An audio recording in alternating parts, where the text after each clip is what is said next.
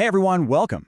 Today we're jumping into a couple of really powerful ideas from the psychology of money. We're going to talk about the real engine of building wealth, something called compounding, and then the one skill that's absolutely crucial to protect it, survival. So let's get right into it. All right, let me start by asking you a question. When you think of Warren Buffett, what comes to mind? Probably that he's one of the greatest investors of all time, right? A genius at picking stocks. And you're not wrong. But what if I told you that's not his real secret? What if the key to his incredible wealth is actually something a lot simpler and honestly a lot more surprising? Okay, check out this number. $81.5 billion. That is how much of Warren Buffett's net worth he earned after he was old enough to collect Social Security. I mean, just let that sink in for a second. The vast majority of his fortune wasn't built in his younger years or his prime. It was built in what most of us would call our retirement years.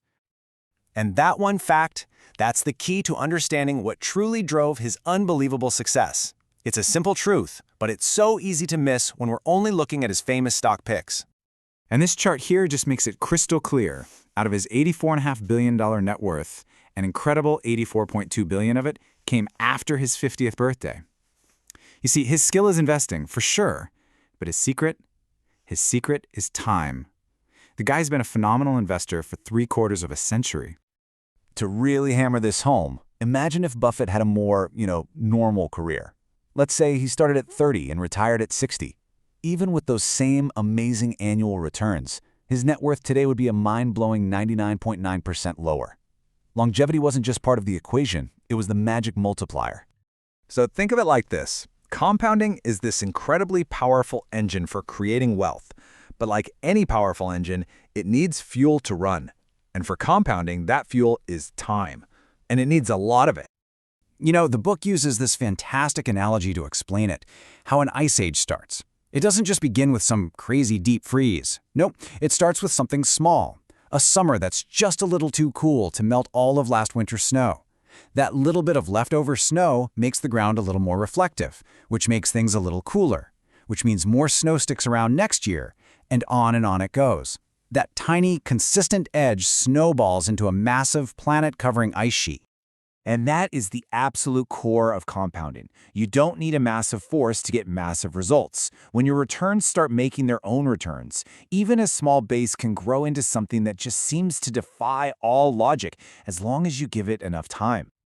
Okay, so why is this so hard for us to get? Well, here's the problem. It's just not how our brains work. We're wired for linear thinking. If I add this, I get that. We really struggle to wrap our heads around the explosive, runaway power of exponential growth, where things don't just add, they multiply. And that's exactly why those numbers about Buffett feel so shocking. And this brings us to the big takeaway, right? The practical lesson here. Good investing isn't really about chasing the absolute highest returns you can find, because those are usually just spectacular one-time flukes. No, it's about getting pretty good returns that you can stick with and that can be repeated for the longest possible period of time. That's when you really let that compounding engine roar to life. But here's the thing. A super powerful engine is totally useless if the car itself just falls apart halfway down the road, right? You also need a durable chassis to keep the whole thing together. And in the world of finance, that chassis has one name: survival.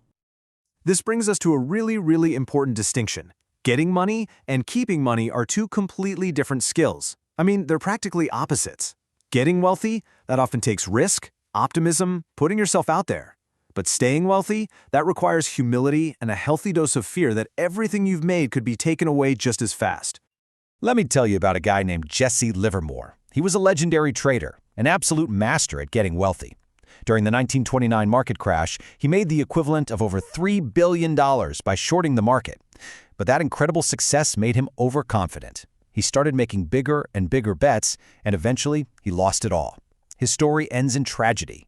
He was brilliant at getting wealthy, but terrible at staying wealthy. And it's not just Livermore. There's this other story about Rick Guerin.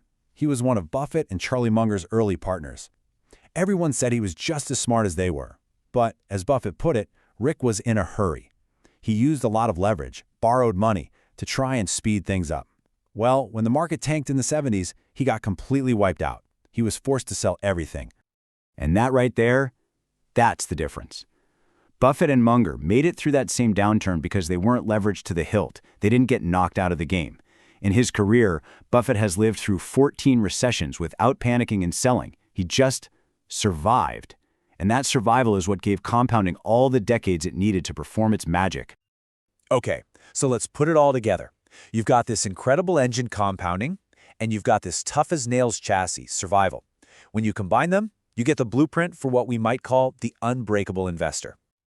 So you see, the main goal isn't actually to chase the biggest, craziest returns. The goal is to become financially unbreakable. It's about making sure you can stick around long enough through all the ups and downs the market throws at you to let that compounding engine do its thing for decades and decades.